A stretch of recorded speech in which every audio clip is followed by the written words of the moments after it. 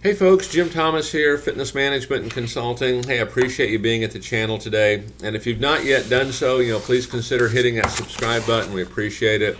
If you find the information that we provide valuable, hit that like button. Appreciate that as well.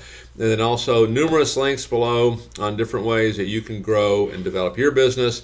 And in addition, if you want to support the channel, you want to support the work that we do here, consider hitting our Patreon link with a variety of different offers and different opportunities on how you can participate. So with that said, our topic today is how to be a great salesperson. That's what everybody wants, right? At least I hope you do, okay? And so number one, identify and stick to your prospect's profile. Identify and stick to your prospect's profile. What I mean by that is make sure we're getting a needs analysis when that customer comes in, and just at its core on that needs analysis, what are the goals that our customer has? What are those goals? And why are those goals important? That's the powerful why. I want to lose 20 pounds. The reason it's important to me is because I want to get off medication. Okay, identify this and then stick with it. If we don't get that, there's a tendency to sell too much on price and feature. Okay, so identify it and then stick with it. Make sure that you use it throughout, the entire process. Number two, you want to be a great salesperson.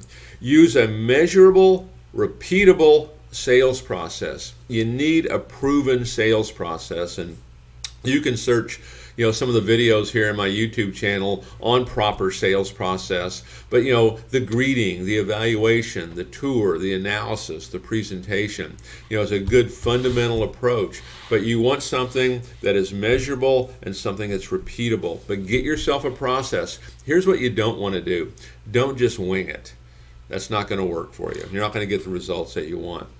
Number three, know your product. Okay, and what I would say here, be a student of the industry, be a student of your company, be a student of sales, be a student of fitness.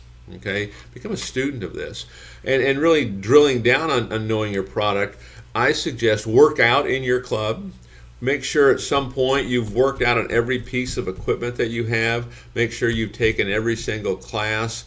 You've participated in every single program. Know your product. Know it so well that nobody can stump you.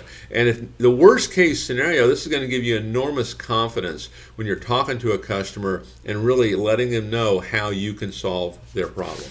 So know your product. Number four on our list, review your pipeline.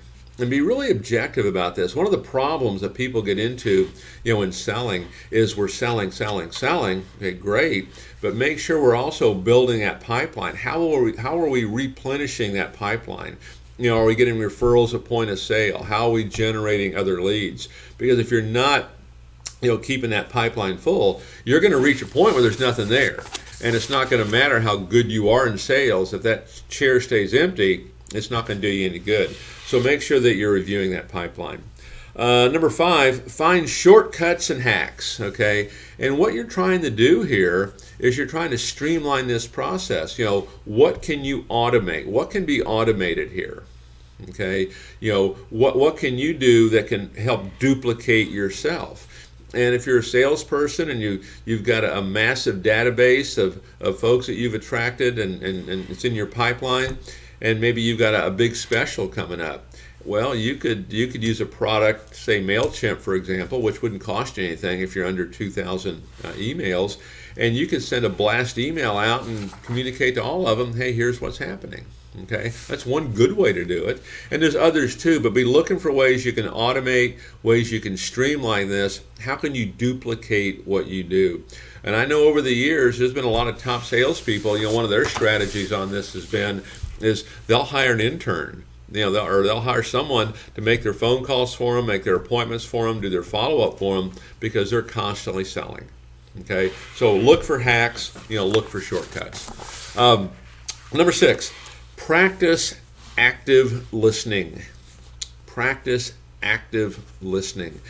One of the things that happens with a lot of sales folks, instead of really listening, all we end up doing is waiting for our turn to talk. Okay, and practice active listening. Really listen to this person. The other thing I'd recommend is if you're on the phone with somebody, you're in person, don't be multitasking.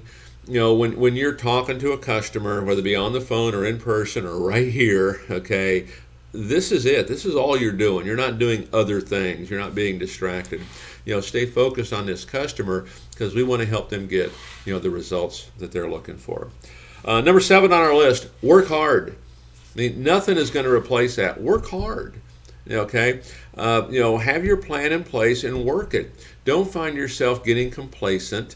Don't find yourself kind of back on your heels waiting for things to happen. You want to be proactive in this all the time.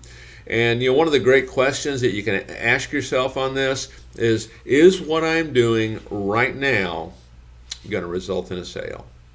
If you can answer yes to that, you're probably moving in the right direction if you can answer that on a pretty frequent basis. Okay? And then last on our list, okay, if you want to be a great salesperson, is follow up with your leads. And I would say of all the things that we could probably talk about, I would say the issue of follow-up is not only the greatest problem that the industry has, the greatest problem probably salespeople have, but it's also the greatest opportunity.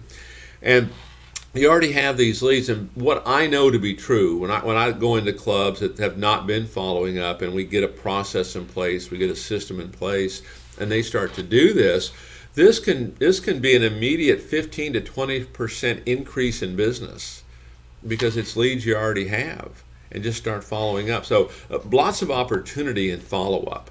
Okay, be quite frank with you, probably half the leads don't even get followed up. The ones that do, maybe we follow up 1, 2, or 3 times, and that's with a message to buy. And again, we want to nurture these leads. We want to maintain interest, maintain desire. Keep calling. There's really no reason to ever throw away a lead. If we're trying to solve problems for folks, we're trying to provide solutions for them, there's never a reason to throw away a lead. Okay, so stay in touch with your folks. And folks, if you found this information helpful, if this is beneficial to you, please hit the like button. We appreciate it. My name's Jim Thomas. My company is Fitness Management Consulting. Hope you all have a great day.